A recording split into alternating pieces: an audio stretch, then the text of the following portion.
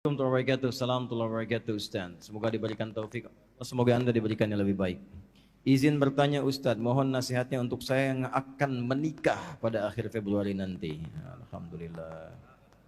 Alhamdulillah. Rangkaian ta'aruf, nazar, khitbah insyaallah sesuai sunnah telah saya lalui. Namun setelah menikah nanti kami akan terpisah atau dipisahkan karena tempat kami bekerja. Akhwatnya di kota A dan ikhwannya di kota B. Namun ikhwannya mempunyai planning bahwa setiap 2 minggu sekali bertemu pada akhir pekan. Wah, ini anak muda nih. Mohon doanya dan nasihatnya Ustadz untuk kami yang menjalani LDM, Long Distance Marriage. Ini nantinya. Baiklah. Quran surah keempat ayat 34. Paling kiri sebelah atas di mushaf. Bismillahirrahmanirrahim. Ar-rijalu qawwamuna 'alan nisa' bima faddalallahu ba'dahum 'ala ba'din wa bima anfaqu min amwalihim. Satu. Untuk laki-laki dulu. Ar-rijalu, para suami disebut dengan rijal, jamak dari kata rajul. Rajul itu merawat, menyayangi, melindungi, memberikan kebutuhan.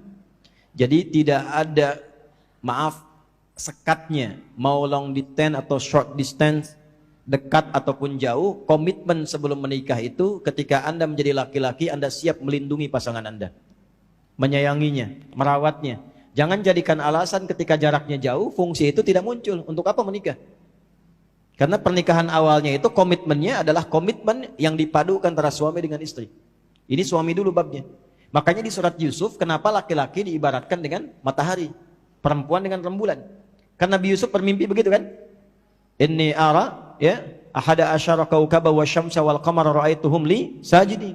Saya melihat ya bapakku, ya abati, ya wahai ayah yang aku hormatin, aku sayangi, aku melihat di mimpi 11 gemintang dan 1 matahari, 1 bulan sujud hormat kepadaku. Ditafsirkan yang matahari itu bapaknya, laki-laki. Bulan itu ibu, perempuan. Kenapa laki-laki diibaratkan matahari? Karena konsep matahari itu satu, melindungi, menyengat. Ya. Yang kedua, mengeringkan. Kalau jemur kan dikeringkan kan? Ya, melindungi. Ketiga, memberikan manfaat. Tadi saya masuk duha, Masya Allah. Luar biasa tuh. Ya, cahayanya enak, berikan manfaat. Nah, laki-laki begitu. Kalau sudah menikah, berikan manfaat pada istri. Nanti ada skema nafkah. Nanti kita bacakan berikutnya. Ya. Yang kedua apa? Lindungi. Kalau ada yang mengganggu, sengat. Ya, sengat. Yang ketiga apa? Menyayangi. Seperti istri, itu kan? Mencuci kering pakaiannya oleh matahari. Ya, perempuan juga istri kalau sedang sedih, ada air mata di pipinya, keringkan oleh suami. Datang, berikan kasih sayang. Istri sedih, suami yang senangkan. Assalamualaikum mama, Masya Allah. Kok cantiknya ada putih-putihnya? Ada hadiah. Oh, iPhone 14. Langsung hilang air matanya. Nah, gitu. Ya. Nah, perempuan seperti bulan nanti kita bahas. Ya, perempuan yang rembulan, tampil indah, menyenangkan, kalau dipandang enak dilihat, membahagiakan seperti Sayyidah Khadijah. Suami pulang capek dari kantor, lihat wajah istrinya setengah capeknya hilang. Bisa nggak begitu tuh? Ya, pulang ke rumah lihat lagi tambah capek gitu kan. Ya, setengah capek hilang, rembulan. Dan jangan dibalik. Di istri yang jadi matahari, laki-laki yang jadi rembulan.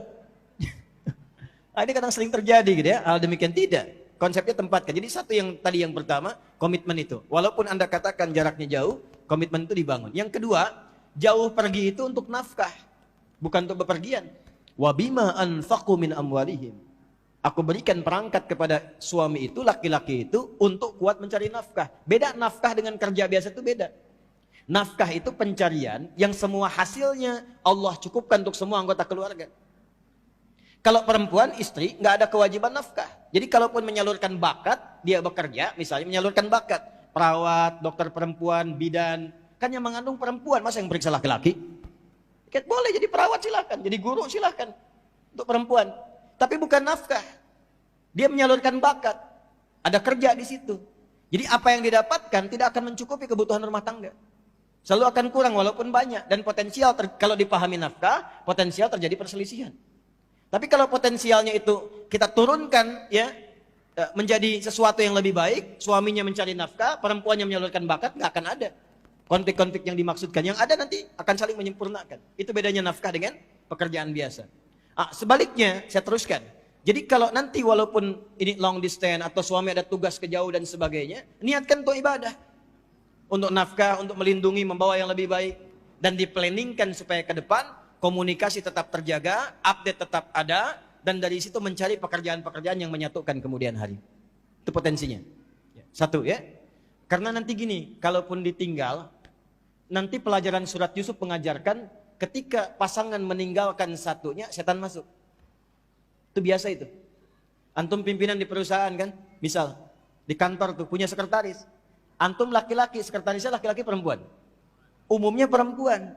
Ya, dengan sekretaris biasanya lebih lama dibandingkan dengan istri. Ruangan lebih dekat, ninggalkan rumah 8 jam, 12 jam. Dengan istri ketemunya di mana? Terbatas. Istri di dapur, antum ruang tengah. Istri di kamar, kadang-kadang antum lagi baca. Tapi di kantor, sekretaris terus di situ. Itulah kenapa nanti di surat Yusuf, ketika suami meninggalkan istrinya tinggal, ya, dan ada Nabi Yusuf di situ, maka ada potensial-potensial terjadi. Dan itu penting perlindungan kepada Allah. Nanti ada di Quran surah ke-12 ayat 53-nya. Yang istri apa perannya? Fassalihatu qanitatun. Satu, taat pada amanah suami yang baik-baik. Kata suami, mah, nanti kalau aku tinggal, oh, kaget kan? Kalau aku tinggal nanti, ya, insya Allah, kajian aja, Ustaz Fulan, Ustazah Fulan, siap Bapak? Jilbab jangan dilepas ya, siap. Aku tinggal menghafal Quran ya, nanti kalau aku pulang kita sama-sama murojaah, siap ya? Masya Allah. Di 2 pekan pulang tuh, insya Allah targetnya ini juz amma, juz 30. Nanti begitu pulang murojaah sama-sama, suami jadi imam, istri jadi makmum, berdoa bareng-bareng, jadi semuanya indah. Ketika video call, amma yatasaalun anin nabail azim, enggak begitu juga ya. Ya baca pakai tajwid ya. Oke, itu indah karena punya program. Kemudian yang terakhir, hafidhatul lil ghaibi bima hafizallah. Jaga nama baik suami ketika tidak sedang bersamanya. Kehormatan dijaga. Jaga. Jangan sampai ketemu suami jauh dibicarakan yang enggak harus dibicarakan. Kemarin menikah, iya alhamdulillah. Ramai enggak? Alhamdulillah. Suami bagaimana? Iya di situ masalahnya tuh jauh ya. Mulai itu keluar. Ya, jaga ya. Nah,